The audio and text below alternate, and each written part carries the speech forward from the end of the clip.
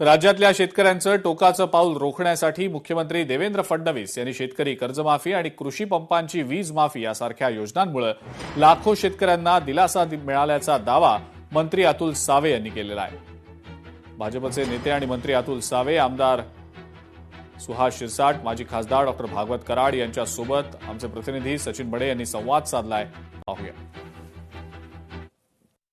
महाराष्ट्रातील शेतकरी टोकाचा पाऊल उचलतात आणि त्यांना कुठेतरी थांबवणं सरकारपुढे एक मोठं आव्हान आहे आणि अशामध्येच सरकार काय प्रयत्न करते आपण थेट जाणून घेऊयात। कारण इकडे विरोधक शेतकऱ्यांसंबंधी हे सरकार कुठल्याही प्रकारे सकारात्मक नाहीये असा आरोप वारंवार करतं। मग अशाच वेळेला सरकारची काय पावलं आहेत थेट जाणून घेऊयात। माझ्यासोबत मंत्री अतुल सावे आहेत आणि त्यासोबतच माजी केंद्रीय मंत्री डॉक्टर भागवत कराड आहेत। हा अतिशय चुकीचा आरोप विरोधक करतायत आणि आपल्या सगळ्यांना माहिती असेल पूर्वीही सरकारने एकदा कर्जमाफी दिलेली आहे आणि आताही बघा पुण्यश्लोक अहिल्यादेवी होळकर शेतकरी कर्जमुक्ती योजना ही राज्याचे मुख्यमंत्री देवेंद्रजी फडणवीस यांनी निवडणुकीत जो शब्द दिला होता की तुम्हाला कर्जमाफी केली पाहिजे त्या हिशोबाने आज जवळजवळ 56 लाख शेतकऱ्यांचा जवळजवळ 36,585 कोटीचा लाभ या सगळ्या शेतकऱ्यांना मिळणार आहे। महाराष्ट्रामध्ये कुठल्याही प्रकारच्या निवडणुका नसताना महाराष्ट्राचे मुख्यमंत्री माननीय देवेंद्रजी फडणवीस साहेब यांनी सर्वात मोठी कर्जमाफी केलेली आहे